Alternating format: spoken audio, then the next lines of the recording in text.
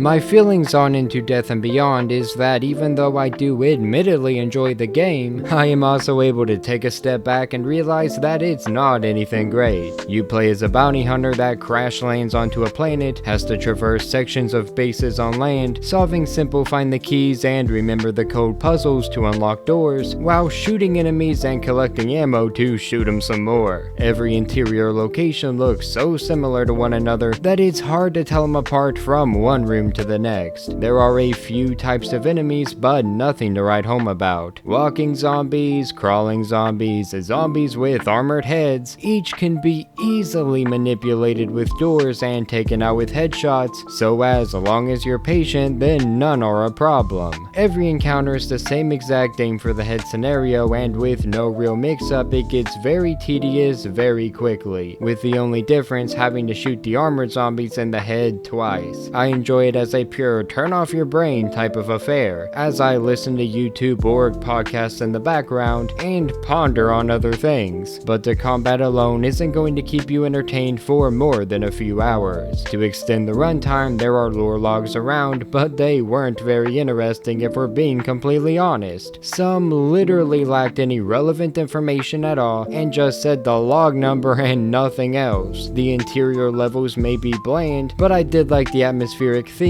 and they were fun at first. The outside hub type area that connects all these areas together, however, is absolute dog water in every conceivable way. First of all, there is a creature that acts kinda like Mr. X if he was a creature from Soma that follows us around. The problem though is the entire idea and every mechanic surrounding him is completely broken. The game tells you to run from the monster and hide behind obstacles. You know what?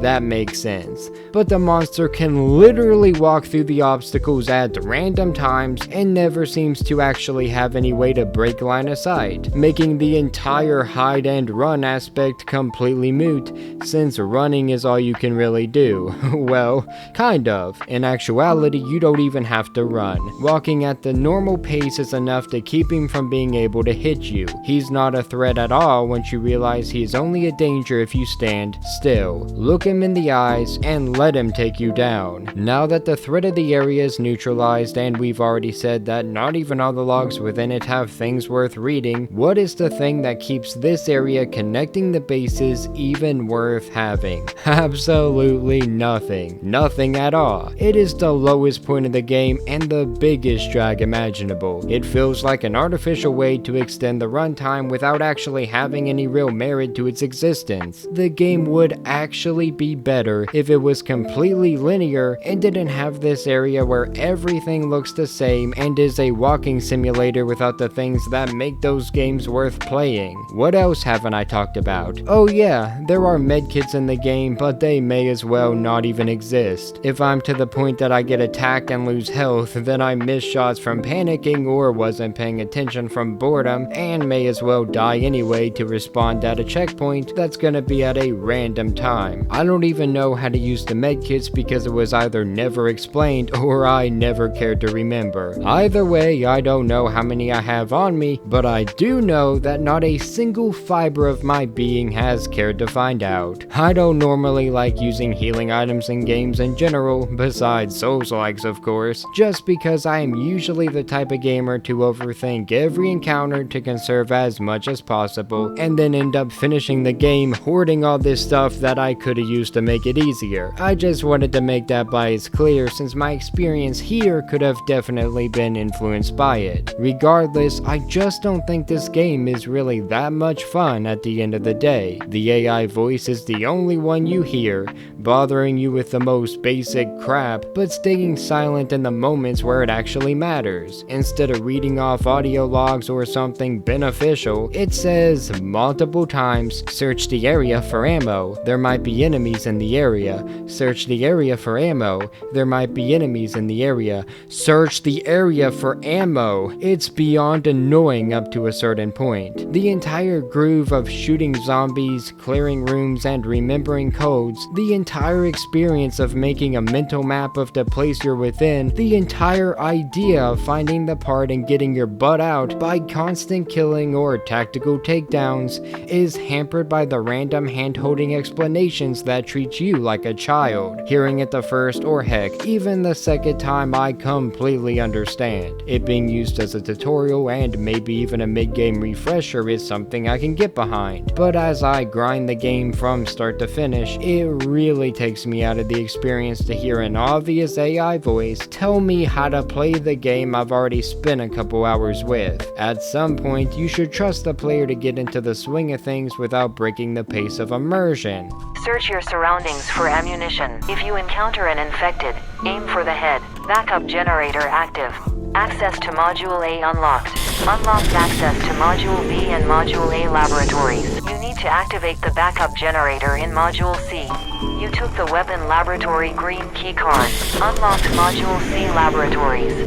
Backup generator active. Weapon laboratory entrance unlocked.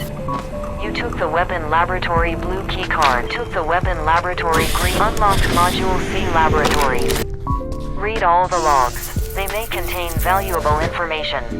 Search for the Module C access keycard in the Module A laboratories. Module A laboratories unlocked. You took the Module C access keycard. Get the weapon laboratory access keycard and password. I don't know, I am sorry for being so negative here. I appreciate the review key, and for what it's worth, I actually started the game really enjoying it. It had a decent setup, predictable but reasonable jump scares, a good foundation to be expanded upon, but then it feels like it never actually went beyond that.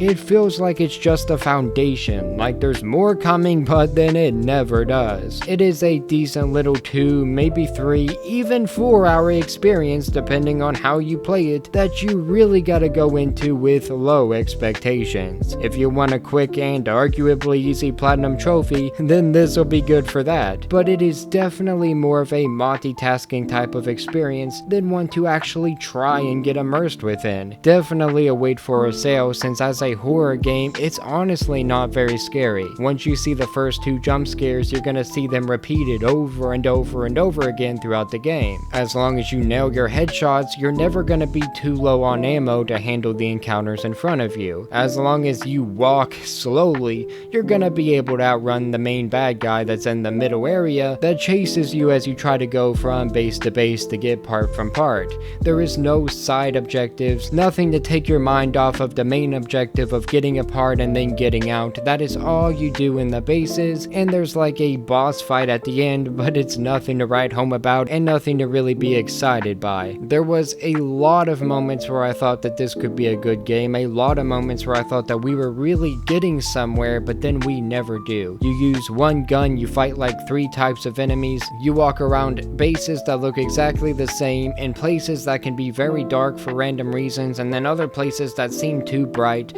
You get the codes, you open the doors, you find the part, you get out, you're done. Over and over and over again, and then you fight the boss and then the game ends, and that's all you got going for you. So if you think that's gonna be a lot of fun, if it interests you, then go ahead and play it. I would not recommend playing it on PC because my friends that have played it on PC have had a lot of problems and a lot of bugs, but I played it on PS5 and I didn't really have any of those besides, you know, the main monster walking through the obstacles you're supposed to use to slow him down. That was stupid. But yeah, that's just about all I have to say about it. For more news, reviews, and whatever we choose, stay tuned to Nerdsfeed. Have a great day. Thank you.